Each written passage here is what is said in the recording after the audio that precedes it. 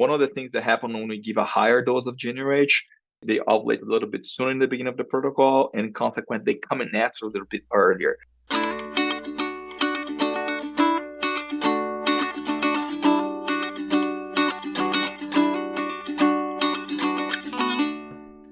Welcome back, everyone, to the Dairy Science Digest. This is a podcast designed to bring the Journal of Dairy Science straight to the ears of dairy producers.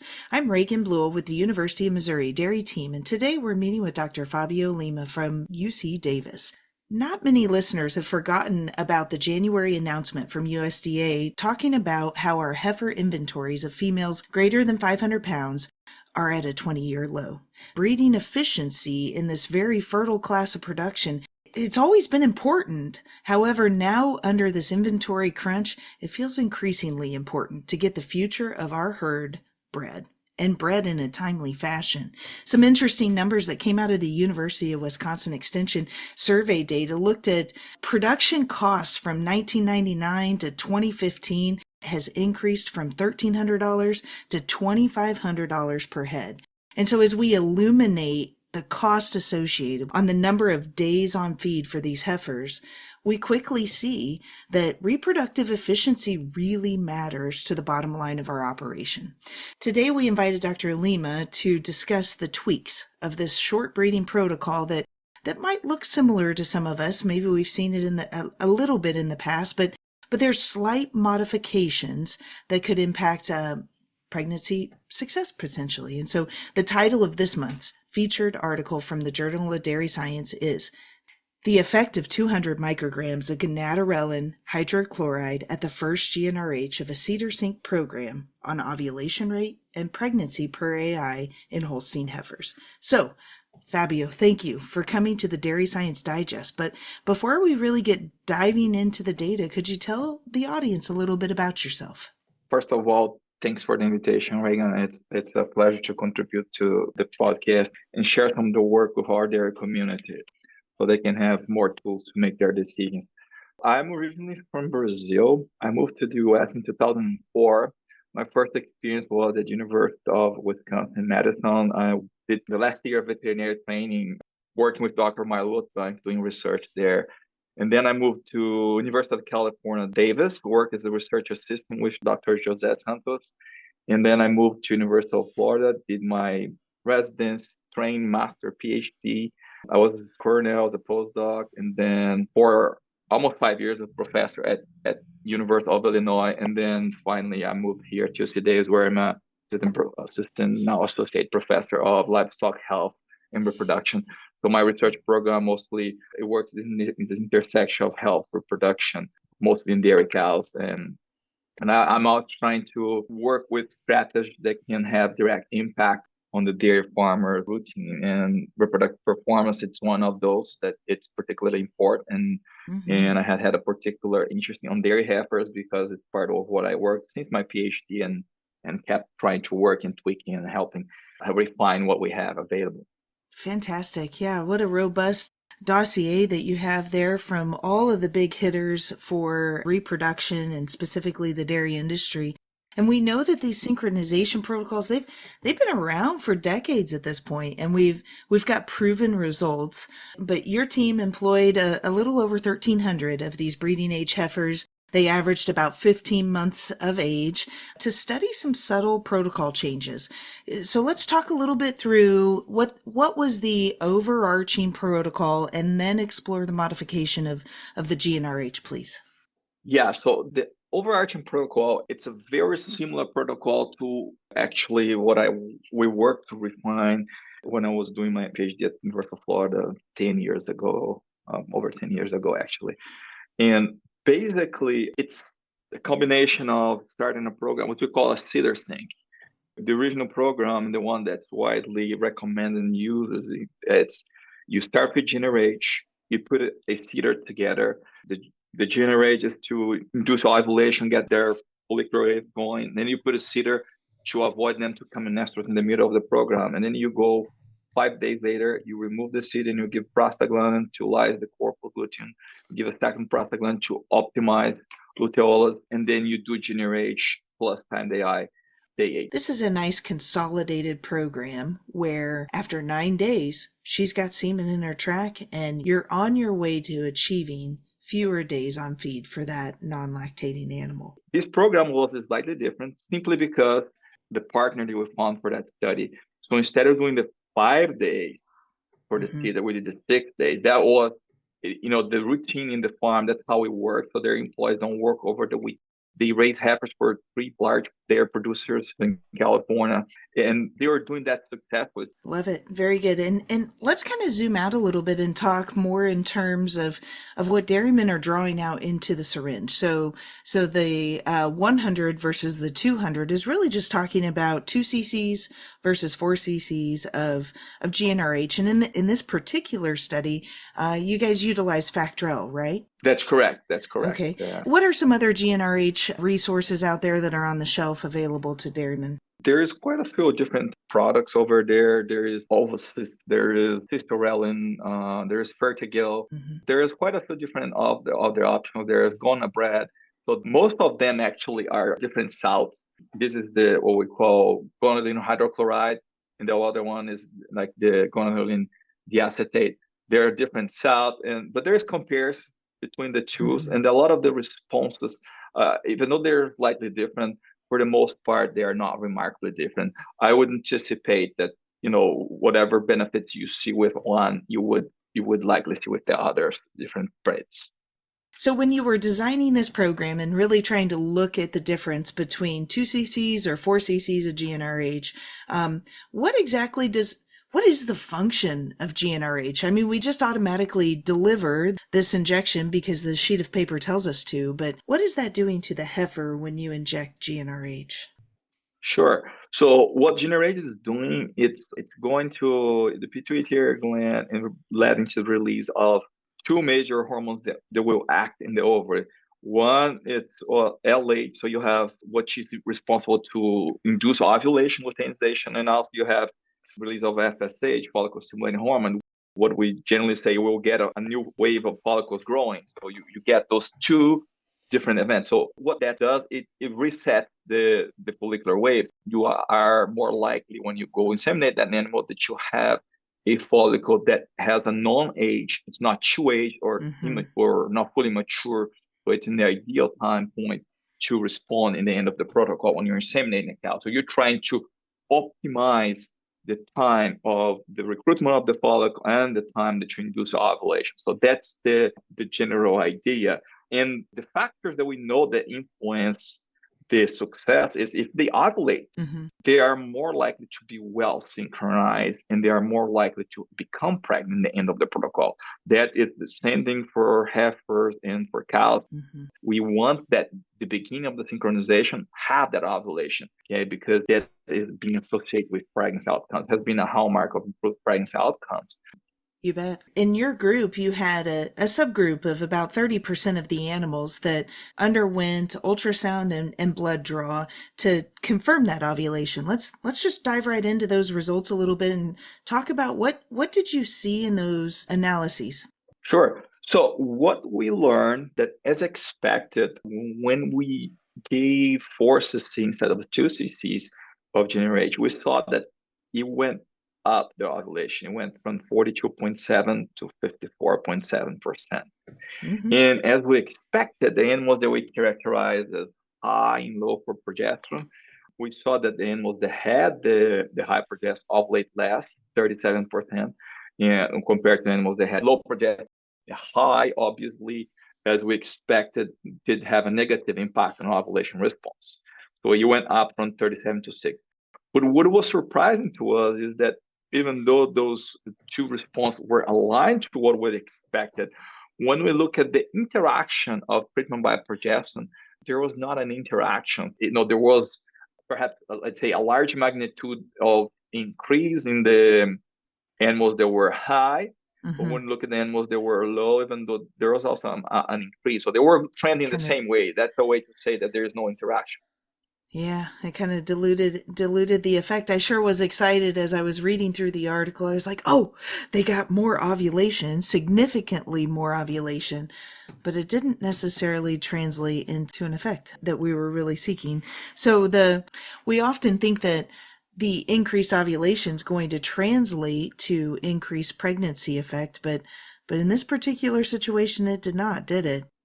It did not. Unfortunately, even though the initial trigger that we thought that could lead to improved pregnancy outcomes, it did not translate into improved pregnancy outcomes. We did not see difference in pregnancy outcomes. They were not significant. They were similar, 60.60 for the 2 and 58.8 for the 4. So there was no significance. So it's not different, basically. That was surprising. We do have few thoughts about it, but it was not what we were expecting for sure. I do think, let's rewind just a little bit though. The fact that your pregnancy at day 37 when you did the ultrasound, I mean, it on average was about 59%. And I think noteworthy is that all 1,300 heifers were bred utilizing sexed semen. I also noticed that some of them were sexed beef. In your conversations with these collaborating research herds, could you speak a little bit about their mating strategies? And I know that's not maybe necessarily part of this research project, but it was interesting to see that they might be using sexed beef semen on heifers. It goes down to these heifers, they are all, genotypes, and they have the ones that they want to use to generate the next pool of replacements. So once they achieve potential replacements for the herd, then they will start using the beef. Mm-hmm.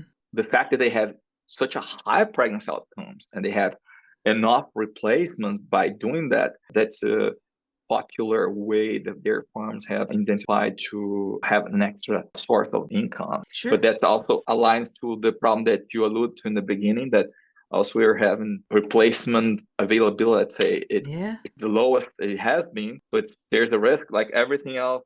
When you push the panel too much one side, you got to be careful because it will put you in trouble on the other side. So that's something that, with their farmers, they need just plan well so they have enough replacements. Otherwise, they're going to be paying very expensive to buy from others to keep their herds, their full capacity. It's absolutely a balancing act, but I think, as if I could applaud the listenership of this particular podcast, I think it does show to the professionalism of dairy producers going forward. I mean, guys understand what their bottom line is. They understand what those numbers are for days on feed for their heifers, and they recognize the fact that for the last 4 years, from April 2018 to January of 22, CoBank reported that the average dairy heifer never exceeded $1,400. And so if they're not getting the return on the cost associated with feeding and rearing these heifers for 2 years of commitment, it just makes sense. And I think this is a topic that many dairymen are becoming increasingly aware of and are really striving to go that direction. But you bring up a really important point: to have a sharp pencil and know exactly what your cull rate is and calculate what your needs are going forward, because 24 months is a long time, and that lag can bite you if you're not prepared to replace that aging animal that needs to be culled. So, yeah, sorry, I just picked that up in the paper, and I know it's not directly affiliated, but it's very relevant currently. So let's circle back a little bit to talk about the impact. So you've got the luteinizing hormone and progesterone. Talk about that relationship a little bit. As I was reading through your discussion, I was not familiar with the fact that there's a relationship between those two hormones. Could you expand upon that? Sure. So what takes place is that when progesterone, it's, let's say, what we call high.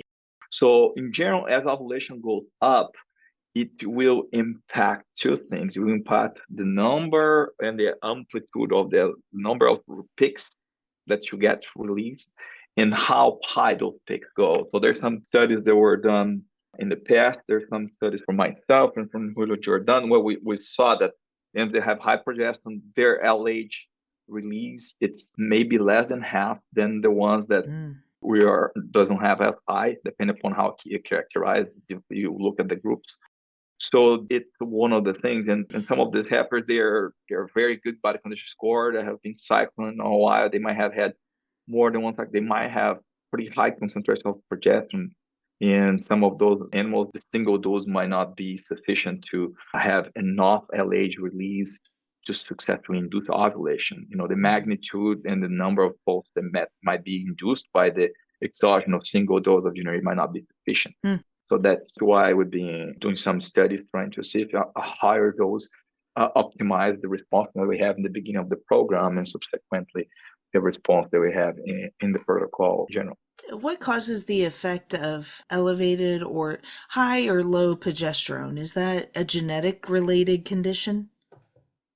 That could be a factor. Like, for example, we have twinning and genetically inherited. So you can see that multiple ovulation, there's the trio gene that's associated with more ovulations in their health, and that is a factor. But it's not the only factor. There has been other associations with subsequent protocols. Like, we speculate that could happen because we have seen that in their health, particularly in animals that have what we call high progesterone.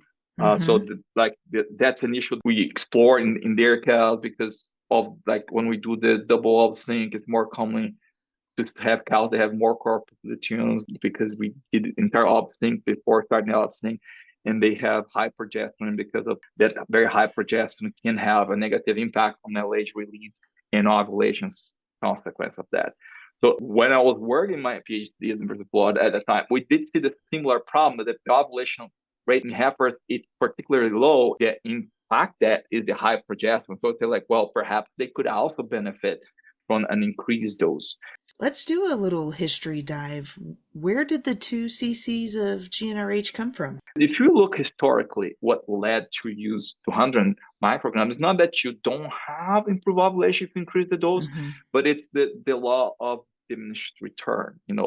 It's like, yeah, you have a little bit more ovulation, but does that pay off? At the time, when people were trying to characterize what was the best overall response dose, the 100 micrograms became the gold standard for the synchronization programs.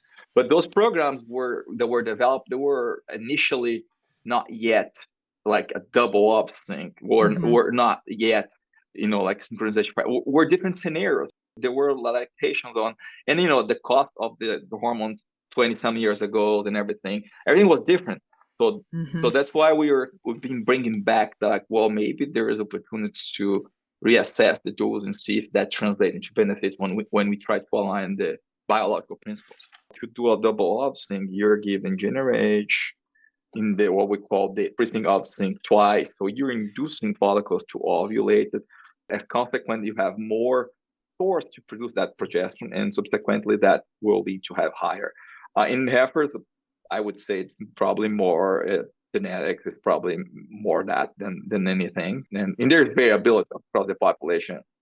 So you would try to put them on the same bucket, but they're heterogeneous. You're going to see that variability on their ability. Perhaps, like more intense metabolism, for whatever reason, they might clear that progesterone from the blood more quickly and not achieve as high levels of those compared to the others that might be related to their metabolization. So it's multifactorial, but genetics certainly can be listed as one of the factors that can contribute to that. Now you touched on it, and it's a question that I get often whenever I teach my AI school where we're talking about different synchronization protocols, and I always get from the crowd a question about increased prevalence of twinning. And while I see that the p-value is not significant, it does look like there might have been a trend when you increased your GnRH. Can you talk a little bit about the possibility of multiple ovulations as a result of the treatment? So it's part of what we need to keep in mind. So yes, as you induce ovulation, that is a factor that, depending upon the scenarios, you will have issues with animals in the end that might have a higher odds of having twins. But the issue, it has been well characterized. There's some study from Richard Parsley and J.P. Martin, where they did a really elegant study where they shown that, the animals that are really, really contributing for that double ovulation is animals that are actually low in progesterone in the beginning of the protocols. You don't have as many twins in heifers as we do in older cows. Mm-hmm. So there's a relationship with productivity, and the fact that if the animals are, let's say, low progesterone in the beginning of the protocol, if you're doing an sync without making sure that they have high progesterone, and those animals, they are the ones that we're going to have, like, let's say, a protocol related association with increased ovulatory response. So if you actually have high progesterone in the beginning of the protocol, that follicle grows in an environment of high progesterone. It seems like that their ability to have a single follicle that ovulates in the end, it's tempered by that. So you want protocol that helps you have in the beginning of the protocol high progesterone. Mm-hmm. But you cannot, let's say, completely isolate that effect. So you will have, if you induce more ovulation in the beginning or in the end, you might have a higher odds of having that. And nowadays, it's true, meaning that we have seen an increase in twins. And we cannot say that there's nothing related to the protocols, like protocols that perhaps are starting animals with low progesterone, they contribute more, but it's not the only contributor. Wonderful. If you could share that elegant study, I'd love to put a link to it in the show notes down below. So my absolute favorite question that I ask every researcher that comes online is, if you were to summarize one particular thing that you really want boots on the ground dairy producers out there living the dream every day to know about your research project, what would be that one thing that you'd send them home with? In this one particular is that even though you increase ovulation for this particular protocol, it's not sufficient to increase pregnancy. So you cannot recommend increasing the dose based on what we learned from this study in this particular protocol. But I must acknowledge that I have had others researchers that did different studies. Like that, for example, there's a study from Marcos Colazo at the University of Alberta in Canada, where they did the 5 days, a smaller scale study, but they did the difference in pregnancy. And one thing that was indifferent in that particular study, it was that they did a 5 day, like the typical protocol, not the alteration. And when we were trying to understand what was taking place, was that on our study, we had one extra day that the follicle was growing under high progesterone before we induced have that corpus luteinized and come estrus. And what we learned is that one of the things that happen when we give a higher dose of GnRH, they ovulate a little bit sooner in the beginning of the protocol, and consequently, they come in estrus a little bit earlier. And in this farm, they were not breeding like a day before, for example, to take advantage of that. They were very strict. I mean, they breed in the day of they breed. You might have some animals that got 4 cc's that actually they come in estrus a little bit earlier. So then when you go breed them, even though they were well synchronized in the beginning, they might have had a follicle that's too old. Too far gone, right. Some heifers were coming estrus day 8 in our study.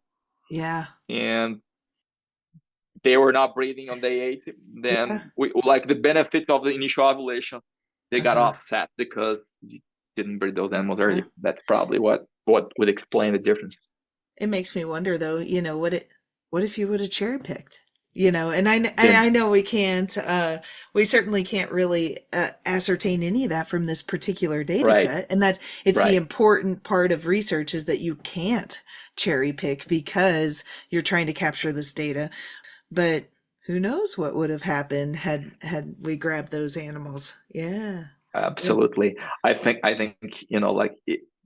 wish it was part of what we could have done for that particular study, because then we would have that information to share. But if I were to speculate, because sometimes that's what we have to do when we cannot actually, I would speculate that there is a high likelihood that we would increase animals that were bred in the optimal time and potentially pregnant.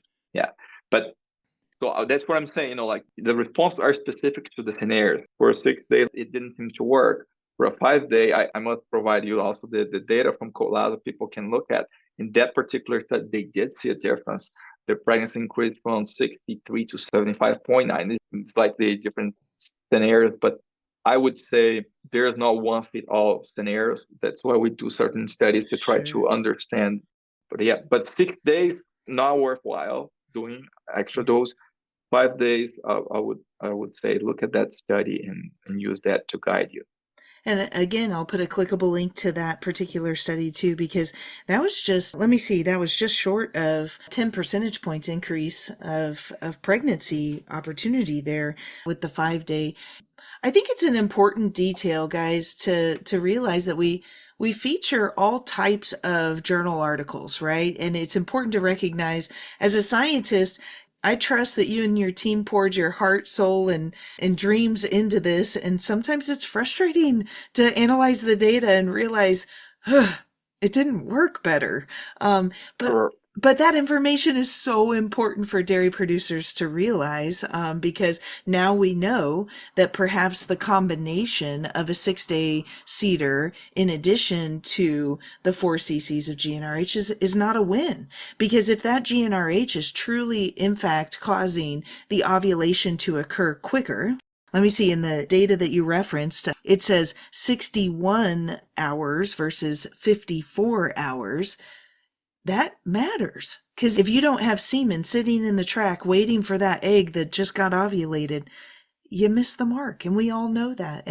But this is great information to know and to recognize that so often we have dairy producers that want to just slightly tweak these protocols to maybe fit their herd a little bit better, but recognizing that just a few hours makes a huge difference on the impact of your fertility. So take a moment to make sure that you're being compliant with the protocols that you know are going to be working because of research, and it's a research-backed protocol. Well, Dr. Lima, this has been very informative. I want to thank you for your time. And listeners, I applaud you for taking time out of your day today to learn about this heifer synchronization protocol. I've really enjoyed our conversation. This has been the March edition of Dairy Science Digest, a monthly podcast project designed to bring the Journal of Dairy Science straight to your ears.